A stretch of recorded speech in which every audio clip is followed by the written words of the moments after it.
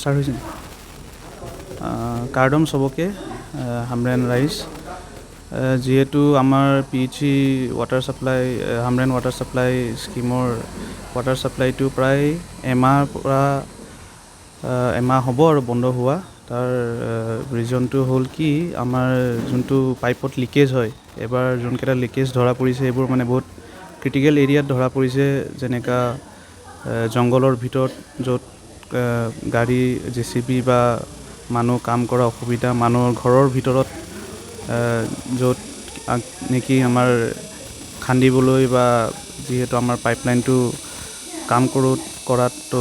GI কিবা হয় তো সেইবোৰ কাৰণে অলপ অসুবিধা হৈছে তাৰ উপৰিও বহুত দেখা পৰা হৈছে কি মানুহে পাইপটো ফুটাই মেলি নিজৰ ঘৰত ডাঙৰ পাইপেদি 24 ঘণ্টাকে পানী লোৱা হৈছে তাৰ বিনিময় আমাৰ যোনটো মেইন লাইন পাইপত প্ৰেছাৰটো কমি গৈছে তাৰ কাৰণে আমাৰ ৰিজাৰ্ভাৰত পানী নুঠা হৈছে তো সেইবোৰ আমি ফাইণ্ড আউট কৰি আছোঁ ছাৰ্ভে কৰি আছোঁ কোনে এনেকা ইলিগেলি পাইপলাইনৰ পৰা পানী লৈ আছে এইবোৰ চব আমি বন্ধ কৰি আছোঁ আৰু যোনটো এতিয়া ডাঙৰ লিক এটা ওলাইছে এইটো কাম চলি আছে বৰ্তমান আমি 1 উইক টাইম লৈছোঁ হাতত 1 উইকত ৰিষ্ট'ৰ হৈ মেলি আমি